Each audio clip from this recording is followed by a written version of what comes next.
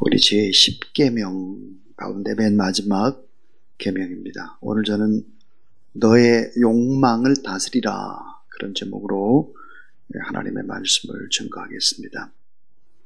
10계명은 다 우리의 죄악과 그 행위와 관련되어 있는 것들이기 때문에 그 범죄 행위를 눈으로 똑똑히 볼 수 있는 가변적인 것들입니다. 그러나 10계명 가운데 10번째 계명은 볼 수 없는 죄입니다. 눈으로 잘 볼 수가 없습니다. 자, 이 탐심이라고 하는 것은 죄의 욕망이며 죄악의 동기가 됩니다. 보이지 않지만 실제하고 있는 죄고, 외적인 것보다는 내적인 사고와 정서와 깊은 관련을 가지고 있는 죄가 바로 탐심입니다. 탐하는 욕망이죠.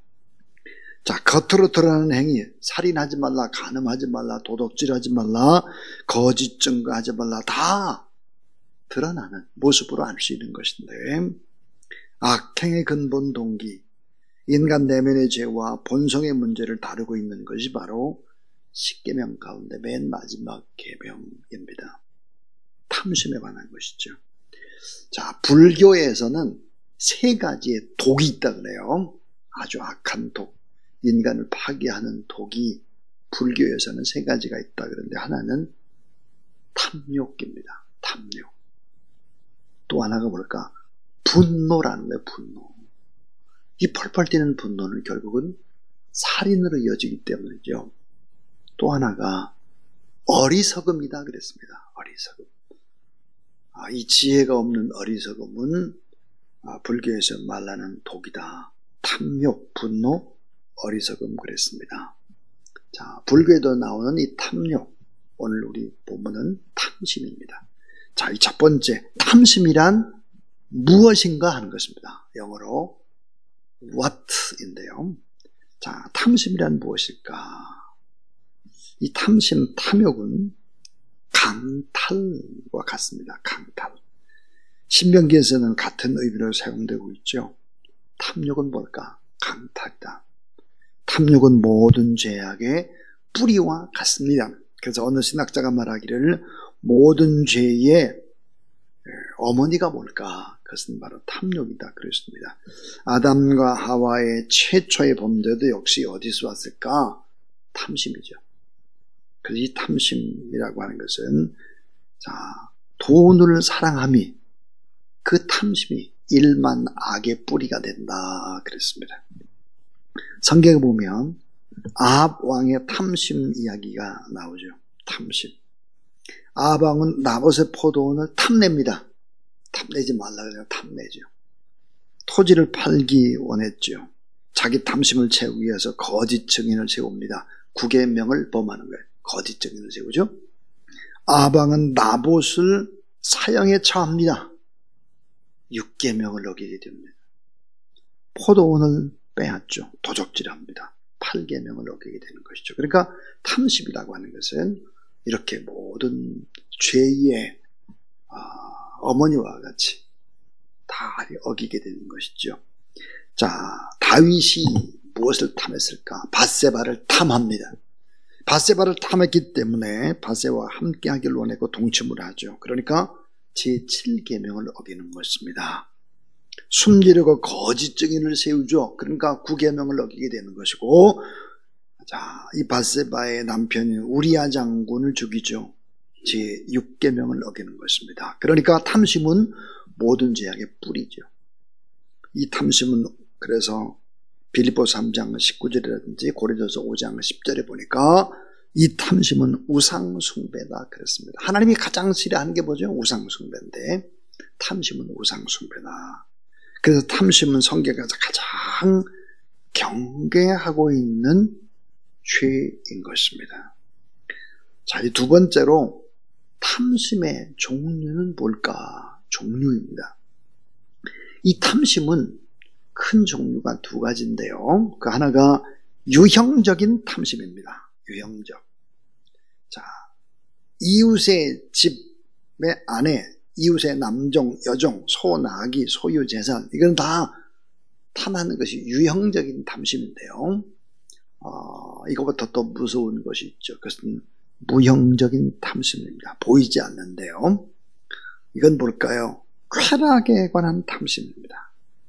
명예, 권력, 지식, 이런 게 탐심이 다 작용을 하는 것이죠. 골로새서 3장 5절을 보니까 그러므로 땅에 있는 지체를 죽이라. 곧 음란과 부정과 사욕과 악한 정욕과 그 다음에 탐심이니. 따라하세요. 탐심은 우상숭배니라.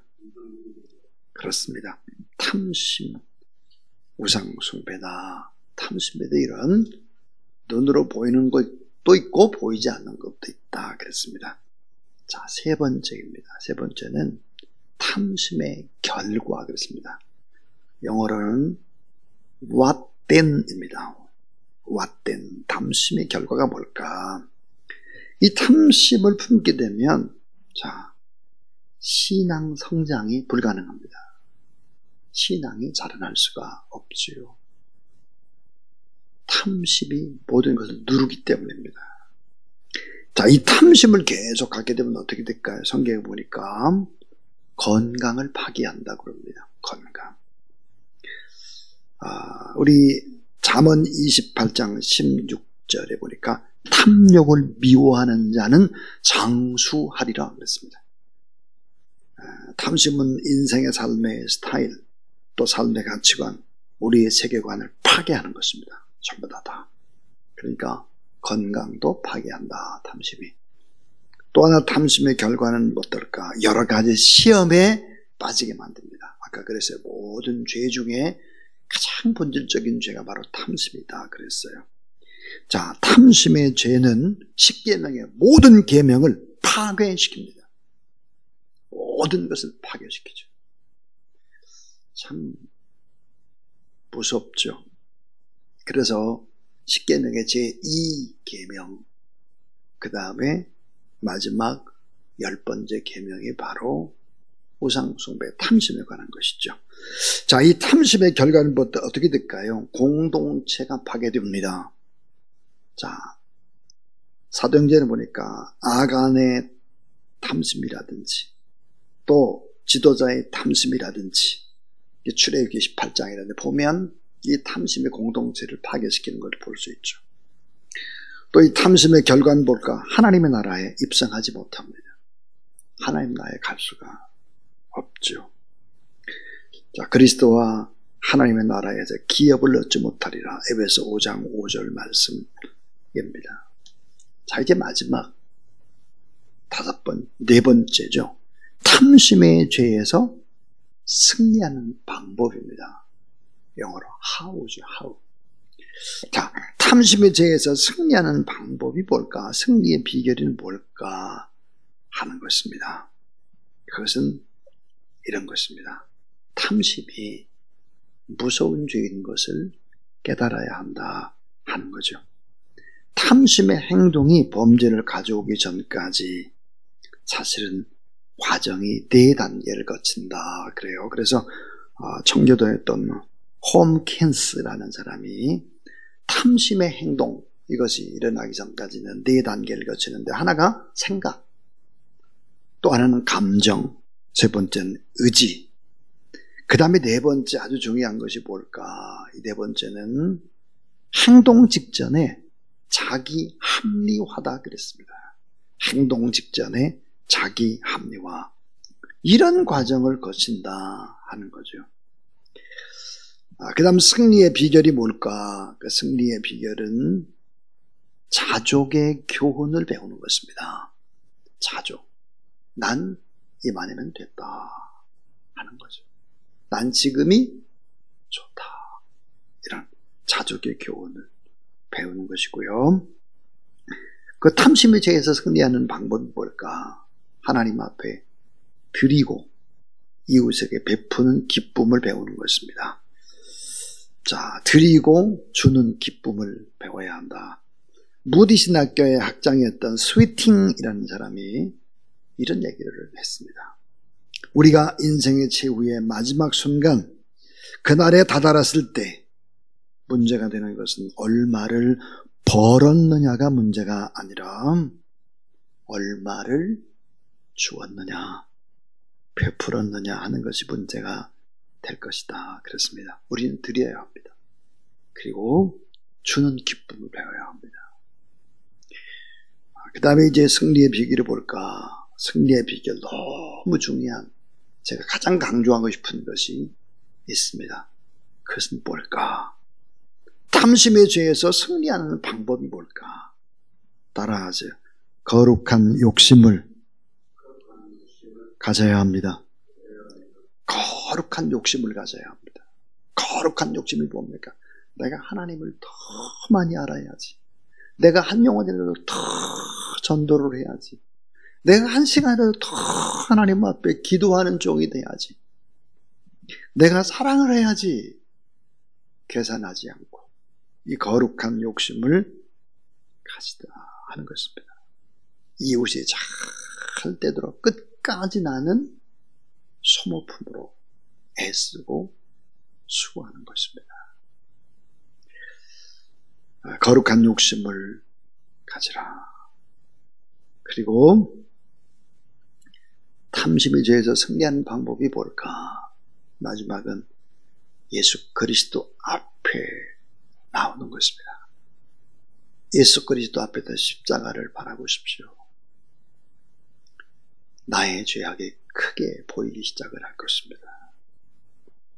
자, 세금을 착복했던 세리장 삭개오가 예수 그리스도 앞에 나왔습니다. 주님을 만나면 죽었던 양심이 살아납니다. 자신의 모든 모습들을 잘못된 것이 크게 보이기 시작을 합니다. 그리고 베풀고 나누기 시작을 하는 것이죠. 자, 이렇게 우리는 너의 욕망을 다스려라, 탐심을 다스리라, 그런 제목으로 하나님의 말씀을 증거했습니다. 자, 출애굽기 20장 17절 뭐라고 얘기했을까? 이웃집 탐내지 말아라. 이웃이 잘 되는 거 탐내지 말아라.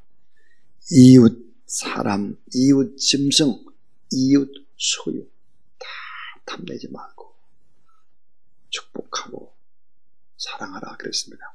하나님을 사랑하고 이웃을 사랑하고 그러기 위해서 나 자신을 사랑하라 하는 계명이었습니다.